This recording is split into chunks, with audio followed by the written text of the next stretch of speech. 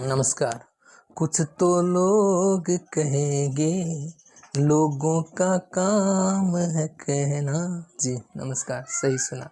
यानी कुछ तो लोग कहेंगे, चाहे कंडीशन कुछ भी हो, लोग हैं वो कहेंगे। वो स्टोरी सुनी होगी आपने कि एक बाप और एक बेटा एक गधा लेकर कहीं जा रहे थे।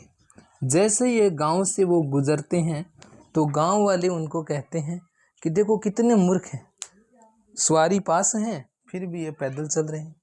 ठीक है, तो बाप ने कहा कि बेटा तू चढ़ जा। तो बेटा है वो गधे पर चढ़ गया। वो दूसरे गांव जा रहे हैं तो दूसरे गांव वाले क्या कह रहे हैं कि देखो देखो बेटा कितना निष्ठुर है। बेचारे बूढ़े आदमी को पैदल चला रहे हैं और खुद है वो गधे पर बैठा है। तो बेटे ने कहा पापा मैं नहीं बैठूंगा, तीसरा गांव आने वाला है, अब की बार आप बैठो। ठीक है, तो बाप गधे पर बैठ गया और वो तीनों चलने लगे। तीसरे गांव में उनको देखा तो कह रहे हैं कि देख टाब्बर ने नीचे फैलाने लग रहा है और आप ऊपर बैठे। मतलब बाप देखो कितना निष्ठुर है, बच्चे को है वो पैदल चला रहा है। ठीक है, तो दोनों ने फिर सोचा अब क्या करें, तो बोले दोनों गधे पर बैठ जाते हैं। अब दोनों गधे पर बैठ गए तो देखा अगला गांव आ रहा है तो देखते हैं कि अगला गांव वाले बोलते हैं देखो देखो दोनों बाप बेटे कितने निष्ठुर हैं, बेचारे प्राणी की जान लोगे क्या। तो इसका मतलब कंडीशन कुछ भी हो, दुनिया का काम है कहना, वो कमियां निकालते रहेंगे।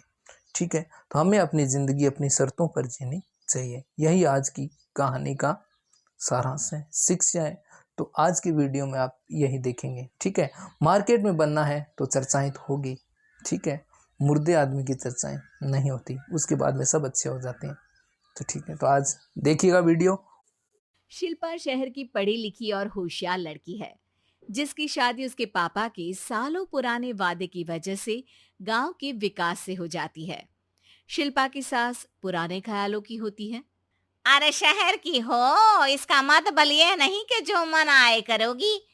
घर के कुछ नियम है जो तुम्हें भी मानने पड़ेंगे। हाँ मम्मी, मुझे रीति रिवाज से कोई दिक्कत नहीं है, पर ऐसे नियम जिनका कोई मतलब ना बने, वो तो गलत है। हाय देखो तो, अरे घर आए एक दिन पूरा नहीं हुआ और सास से जुबान लड़ाना भी शुरू।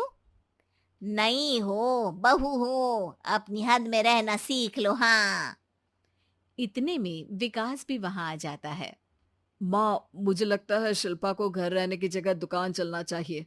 इसकी नई चीजों की समझ और सोच हमारे बिजनेस के लिए बहुत अच्छी रहेगी। बेटे की बात सुनकर माँ को बहुत गुस्सा आ जाता है। अच्छा, अरे बीवी के आते ही तेरे तो सुर बदल गए।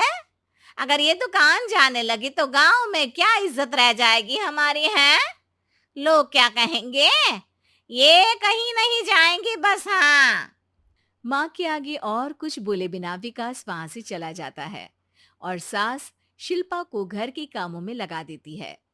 उसी रात विकास और शिल्पा साथ बैठकर बातें कर रहे होते हैं। मम्मी ऐसा क्यों सोचती हैं कि औरतें कुछ नहीं कर सकती, और उन्हें लोगों की इतनी चिंता क्यों है? पापा की डेथ के बाद माँ ने दुकान संभालने की कोशिश की थी, पर लोगों ने उल्टी सीधी बातें सुनाकर उनका आत्मविश्वास इतना गिरा दिया कि वो कुछ कर ही नहीं पाई और सोचने लगी कि शायद औरतें ये सब कर ही नहीं सकती, इसलिए उनसे भी नहीं हुआ। लोगों की यही तो दिक्कत है, उन्हें अपने से ज्यादा दूसरे की जिंदगी में स्वाद आता है। वैसे लोग जिनसे डरते हैं ना, उन्हें ही तोड़ने की कोशिश करते हैं। आप फिक्र मत करो, मम्मी की सोच बदलने का तरीका है मेरे पास। और अगले ही दिन से शिल्पा अपनी सास की सोच बदलने और लोग क्या कहेंगे के डर को खत्म करने की जद्दोजहद में जुट जाती है। मम्मी आपको पता है, गीता बबीता, अरे जिनके ऊपर दंगल फिल्म भी बनी है। मैं फिल्म बिल में नहीं देखती। हाँ वो हरियाणा की लड़कियां हैं, दोनों रेसलर हैं। उन्होंने जब ये शुरू किया था ना, तो लोगों ने बहुत बातें बनाई, बुरा भला बोला, मजाक भी बनाया, लेकिन उन्होंने ना किसी की सुनी, ना अपने ऊपर से विश्वास खोया और ना ही हार मानी। और देखो आज किस मुकाम पर है।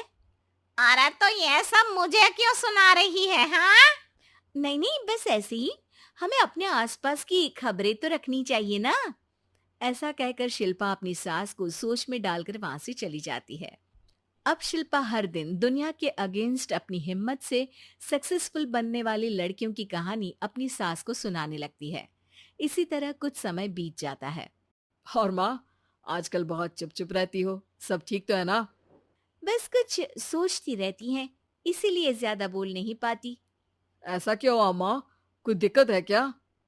अरे तेरी पत्नी ही दिक्कत है। है? मैंने क्या किया?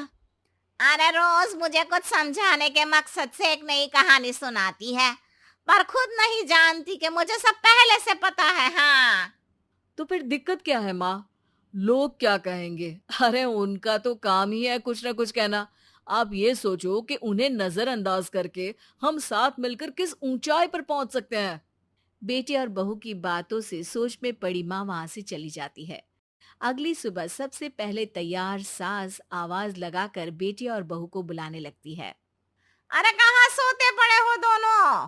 किसी को घर में कोई काम नहीं है का? हाँ, सास की आवाज सुन शिल्पा भागती हुई कमरे से बाहर निकल आती है, जिसके पीछे विकास भी बाहर आ जाता है। मम्मी, आप इतनी सुबह तैयार होकर कहाँ जा रही हैं? अरे किसी नई शुरुआत से पहले भगवान का आशीर्वाद बनता है या नहीं? मैं सीधा दुकान जाऊंगी, तुम काम निपटा कर आ जाना है। सास की बात सुन शिल्पा और विकास खुशी से फूले नहीं समाते। ये हुई ना मेरी माँ वाली बात। पूरा परिवार मिलकर दुकान पर काम करने लगता है, जिसमें विकास और उसकी माँ दुकान संभालते हैं, तो शिल्पा काम को ऑनलाइन डाल शहर और इंटरनेट का काम संभालने लगती है, जिसे देख गांव में लोगों के बीच गॉसिप शुरू होते देर नहीं लगती। और क्या विकास भाई, अकेले काम संभल नहीं रहा था तो नौकर रख लेते, और तो को यहाँ लाने की क्या जरूरत थी? इन्हें घर में जो काम बोलो वो तो सही से करती नहीं, यहाँ आकर तो तुम्हें डुबा ही देंगी। अरे भाई साहब, अगर आपके घर की औरतें सही से काम नहीं करती ना, तो हमें उससे कोई लेना देना नहीं।